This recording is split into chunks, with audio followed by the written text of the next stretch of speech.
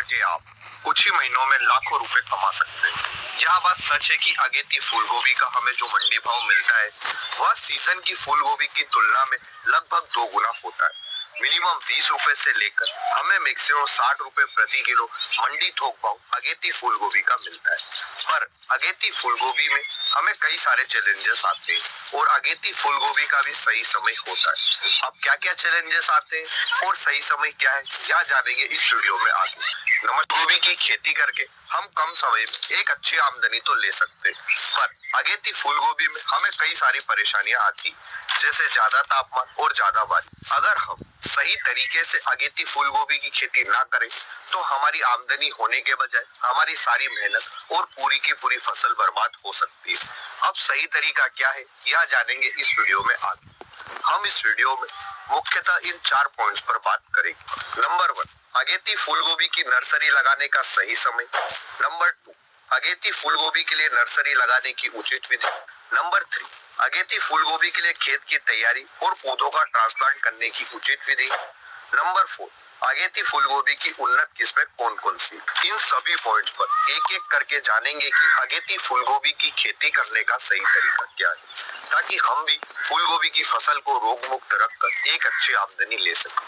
हम फूल गोभी की खेती हर तरह की मिट्टी में कर सकते हैं, फिर चाहे आपके खेत की मिट्टी लाल, काली, बलुई दोमट या दोमट मिट्टी ही क्यों ना हो, तो हम अगेती फूल गोभी की खेती भी सभी तरह की मिट्टी में कर सकते हैं।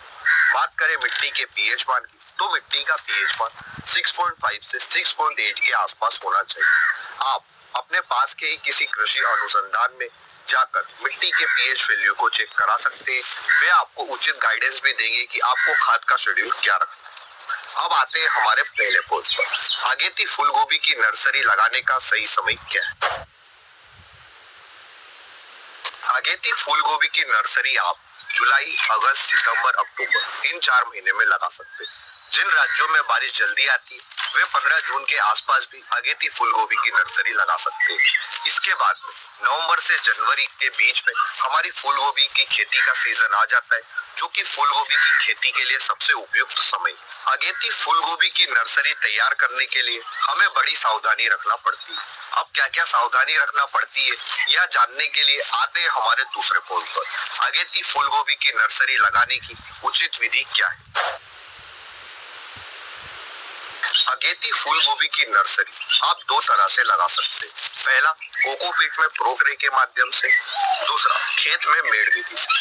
अब कोकोपीट में प्रो ट्रे के माध्यम से किस तरह से हम नर्सरी तैयार करते हैं, इस पर डिटेल में एक वीडियो बनाए जिसे आप हमारे चैनल पर जाकर देख सकते हैं। इसलिए आते हैं हमारी दूसरी विधि पर, खेत में मेड़ विधि से बारिश के सीजन में हम अगेती फूल गोभी की नर्सरी किस तरह से तैयार कर सकते हैं। आप सबसे पहले 1 फीट ऊंची, 1.5 फीट चौड़ी और 3 से 5 मीटर लंबी मेड़ बनाएं और प्रत्येक मेड़ पर 25 किलो गोबर की खाद को डालें।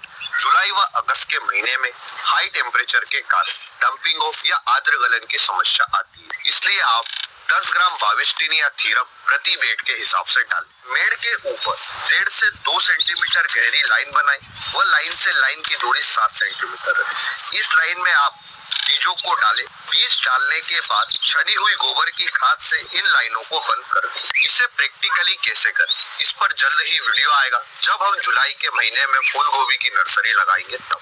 अभी के लिए आप इस इमेज के जरिए समझ सकते हैं। इसके बाद स्प्रे पंप की सहायता से आप सिंचाई कर दें। 3 से 4 दिन में आपके फूल गोभी के बीज अंकुरित हो जाएंगे। आप समय समय पर खरपतवार को खेत से निकालते रहें। 40 से 45 दिन के बाद आप फूल गोभी के पौधों का ट्रांसप्लांट खेत में कर सकते हैं। अगर आप कोकोपीट में प्रो ट्रे के माध्यम से नर्सरी तैयार करते तो आप 28 दिन के बाद फूल गोभी के पौधों का ट्रांसप्लांट खेत में करते। अगेती फूल गोभी आप खेत की तैयारी जब आप नर्सरी लगाएंगे उसी समय पर चालू कर दें। आप 2 से 3 बार गहरी जुताई करें और अंतिम जुताई के समय आप गोबर की खाद को खेत में छिड़काव करें। बारिश के सीजन में अगेती फूलगोभी की खेती में सबसे ज्यादा परेशानी आती है खेत में पानी के जमाव। इसलिए आप पौधों का ट्रांसप्लांट छोटी छोटी मेड़ बनाकर करें। मेड़ की ऊंचाई 15 सेंटीमीटर रखें और 50 से 60 सेंटीमीटर आप चौड़ी मेड़ बनाएं। एक मेड़ पर एक ही रो लें।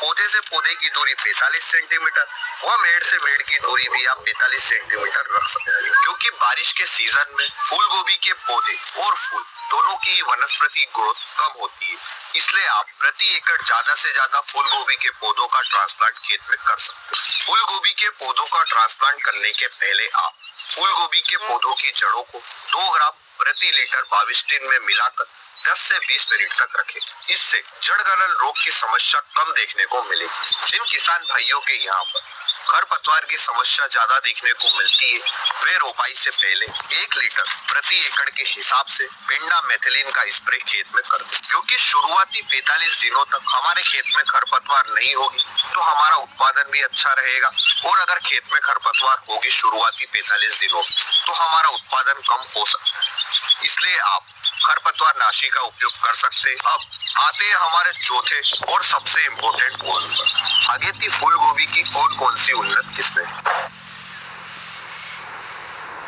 अगेती फूल गोभी की उन्नत किस्मों को हमने 2 कैटेगरी में डिवाइड किया है। पहला हमारा प्राइवेट कंपनी की किस्में है, दूसरा हमारा सरकारी पूषा संस्थान की किस्में। आपको जो भी उचित लगे आप उस किस्मों का चुनाव कर सकते हैं। हमारी पहली कैटेगरी जो कि प्राइवेट कंपनी की, इसमें पहली उन्नत किस्म आती है सिजंता कंपनी, सिजंता CFL 1522। इस किस्म के पौधे हाई टेम्परेचर को सहन कर सकते हैं और 1 kg के आसपास इसके फूल का वजन रहता है। गर्मी व बरसात आप इन दोनों ही सीजन में इस वैरायटी की किस्म का चुनाव कर सकते हैं। हमारी दूसरी वैरायटी भी सिजंता कंपनी की है, जिसका नाम है सिजंता C6099। इस किस्म की फसल 60 से 65 दिन में आ जाती है। ऑल ओवर इंडिया आप इस किस्म के बीजों का चुनाव कर सकते हैं। इस किस्म के बीज भी हाई टेम्परेचर को सहन कर सकते हैं। हमारी तीसरी किस्म है सेमिनस बरखा। इसकी फसल 65 से 70 दिन में आ जाती है और इसके फूल का वजन 1 से 1.5 किलो के आसपास रहता है। इसके अलावा आप न्यूट्रीवेडियो सीड्स की NHCF 250 के बीज का चुनाव भी कर सकते हैं। अब हम बात करते हैं हमारी दूसरी कैटेगरी जो कि है पूषा संस्थान। इसकी पहली वैरायटी है पूषा मेघना। इसमें इसके फूल का वजन 300 से 400 ग्राम के आसपास रहता है और प्रति हेक्टेयर आपको 100 से 120 क्विंटल के आसपास उत्पादन मिलता है। दूसरी किस्म आती है पूषा अश्विनी। इसमें आपको प्रति हेक्टेयर 140 से 150 क्विंटल के आसपास उत्पादन मिलता है। वह इसके फूल का वजन 500 से 600 ग्राम रहता है। तीसरी किस्म आती है कार्तिक। इसका भी उत्पादन 140 से 150 क्विंटल पर हेक्टेयर के आसपास आपको मिलता है। आप इन 3 किस्मों या फिर जो हमने प्राइवेट कंपनी की किस्मों बताई है, इनमें से किसी भी उन्नत किस्म का चुनाव कर सकते हैं जो कि आपके एरिया के अनुकूल। इस वीडियो में दी गई जानकारी अच्छी लगी है तो वीडियो को लाइक और शेयर करें, और अभी तक हमारे चैनल को सब्सक्राइब नहीं किया है तो इसे सब्सक्राइब अवश्य करें। हम ऐसे ही खेती बाड़ी से जुड़े इंटरेस्टिंग वीडियो आप सभी किसान भाइयों के लिए लेकर आते रहते हैं। हम इस वीडियो पर 1500 लाइक्स का टारगेट रखते हैं।